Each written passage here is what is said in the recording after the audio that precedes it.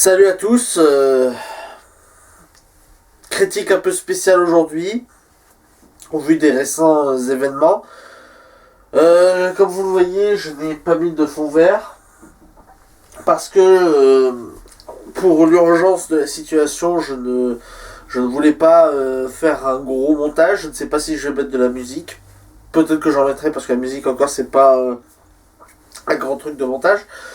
Mais toujours est-il que à la fin de cette vidéo, s'il y en a que ça intéresse, vous pouvez toujours rester après le générique pour quelque chose que je prépare.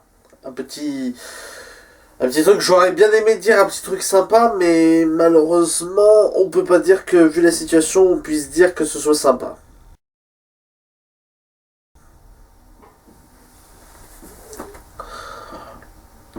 Nous trois ou rien, donc film de Keiron Tabib, avec au scénario Keiron Tabib aussi, produit par, alors, de ce que je me souviens, c'est produit par Canal+, et M6 Film, avec dans les rôles principaux, donc, encore une fois, Keiron Tabib, Gérard Darmon, Ken Kojandi, Alexandre Astier, et le reste des acteurs, je suis désolé, les renseignements donnent les noms des autres acteurs, mais je n'ai pas pris le temps de me renseigner. Encore désolé.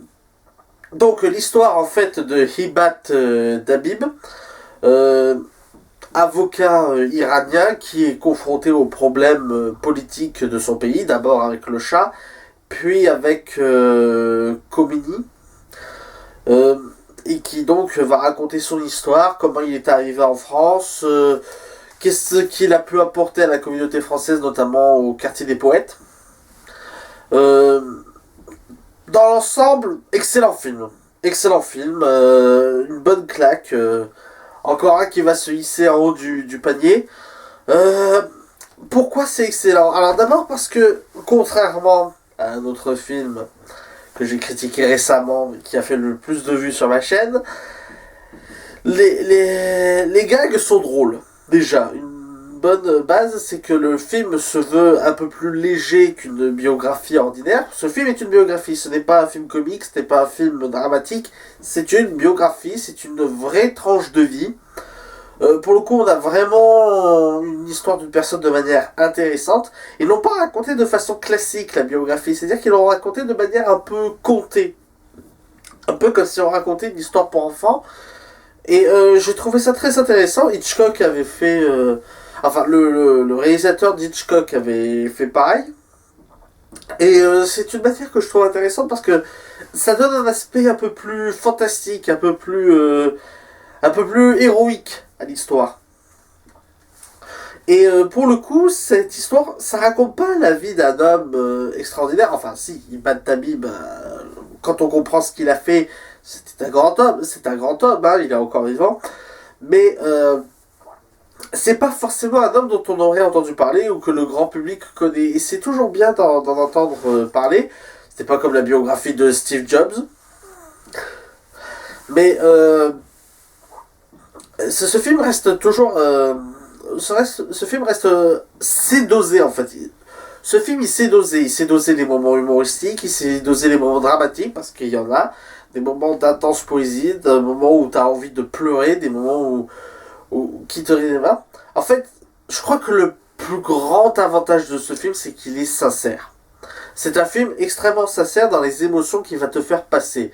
C'est-à-dire qu'à partir du moment où il veut te faire rire, ça va être sincère dans le rire. S'il veut te faire pleurer, ça va être sincère dans les larmes. J'ai trouvé ça très intéressant. La réalisation est très bien. Alors comme je vous l'ai dit, c'est toujours raconté d'une manière un peu histoire pour enfants.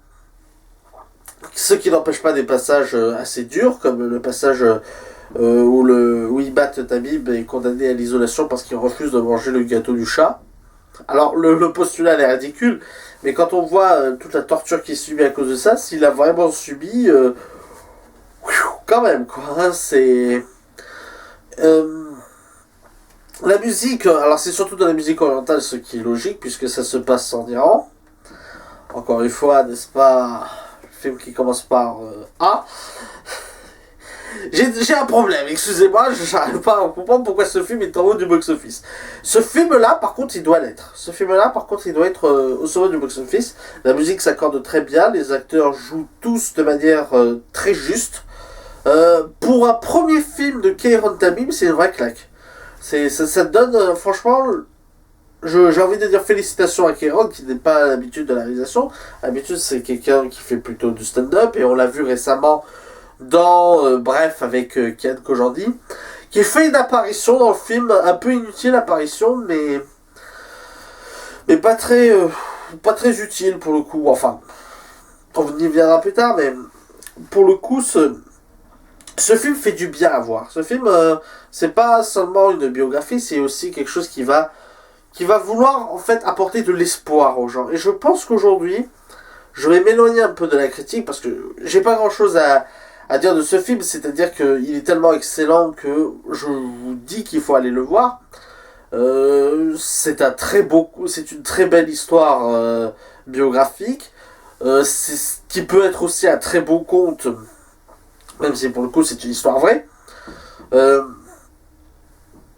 qui raconte. J'ai l'impression, je me suis fait une petite réflexion quand j'étais à la sortie du film. En fait, c'est le deuxième film qui parle des problèmes politiques en Iran. Le premier étant Persepolis Persepolis de Marjane Satrapi. Et c'est marrant comme ces deux films sont toujours excellents. Et je me dis, finalement, pour faire un bon film sur le Moyen-Orient, il faut parler de l'Iran. C'est une petite réflexion que je me suis faite comme ça. Alors, pour sortir un petit peu du domaine de la critique, en fait, je pense que ce film, à l'heure actuelle, est essentiel. Il est essentiel pour la situation qui se passe en ce moment. Je ne vais pas vous refaire l'actualité, mais comme vous le savez, le vendredi 13 a été extrêmement difficile.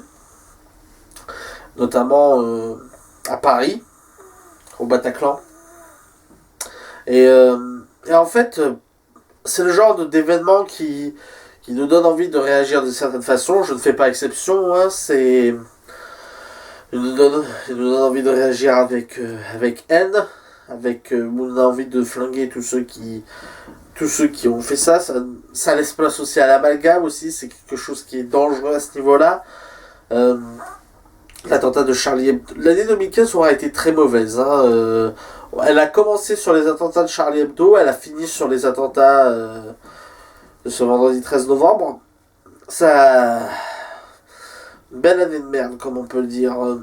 Ça laisse aussi place à des réflexions. Sur les jouets des réflexions du genre, si la France ne serait pas allée en Syrie, il n'y aurait pas eu tout ça. Connerie. Les États-Unis n'étaient pas allés en Irak ou en Afghanistan avant le 11 septembre. Enfin, si, ils y étaient allés, mais c'est pas la même chose, quoi. On peut pas. Les mecs qui ont été tués n'ont rien à voir avec ça. C'est totalement débile de se dire que ces attentats ont eu lieu à cause de ça. Les civils, ils ont rien à voir. Non, c'est juste des connards qui ont voulu se faire sauter parce que ils espéraient baiser 70 vierges au paradis parce que sur Terre, ils ont une vie de merde, c'est tout. Faut prendre conscience d'une chose, c'est qu'en ce moment, la France vit des périodes de troubles en ce qui concerne le terrorisme. Et n'en déplaise à des amis que j'ai qui pensent le contraire, on est en pleine guerre. On est en pleine guerre en ce moment. C'est très difficile de ne pas avoir la haine. C'est très difficile de prendre les choses et de prendre les choses posément. Et en fait, c'est pour ça que je considère Nous trois en rien comme un film essentiel. C'est un film. Alors, je pense pas que Keiron l'ait vu de cette manière. Je pense que Keiron voulait juste raconter une histoire, qu'il voulait juste raconter l'histoire de son père, comment il s'est battu, comment il a fui le gouvernement, comment il a construit les choses en France, alors que comment il a fait en sorte que qu'une banlieue puisse se relever. Le problème, c'est que là, actuellement, ce film doit marcher. Quand je me suis vu ce film, je me suis dit, ce film doit marcher.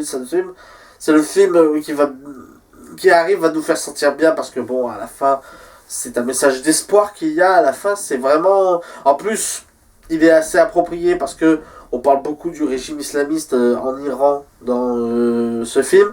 On parle en quoi ce régime, on dit en quoi les islamistes ont été très mauvais pour la religion musulmane. Parce que l'islamisme et religion musulmane, ce n'est pas la même chose.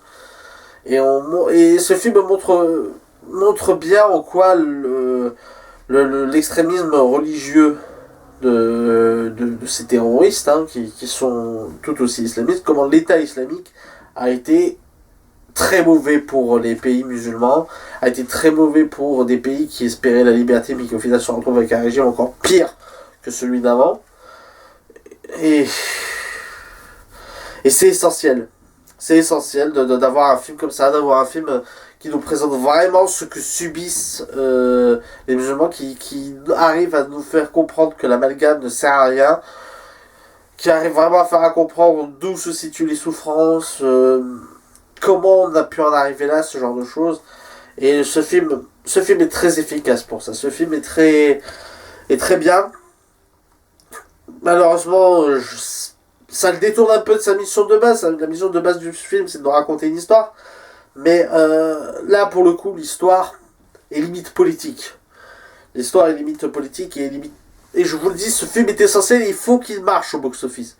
J'ai pas l'habitude d'être insistant là-dessus, mais avec la situation de trouble dans laquelle on est encore en ce moment, il faut que la France arrive à se relever, et j'ai l'intime conviction que Nous trois ou rien peut aider à ce niveau-là. Donc félicitations Kéron, même si j'aurais voulu te féliciter pour autre chose, mais la situation a voulu que ce film ait encore plus d'utilité que... Déjà, ce film est excellent. Ne serait-ce que pour aller le voir, il faut le voir. Mais, ne serait-ce que par sa qualité intrinsèque, il faut qu'il fasse du chiffre. Mais là, c'est encore plus essentiel qu'il fasse du chiffre, à cause justement de ce qui s'est passé récemment. Donc voilà, là encore une fois, je n'ai pas prévu d'outro, mais c'est normal. Si vous êtes intéressé par quelque chose que je vais faire juste après, vous pouvez rester après le générique.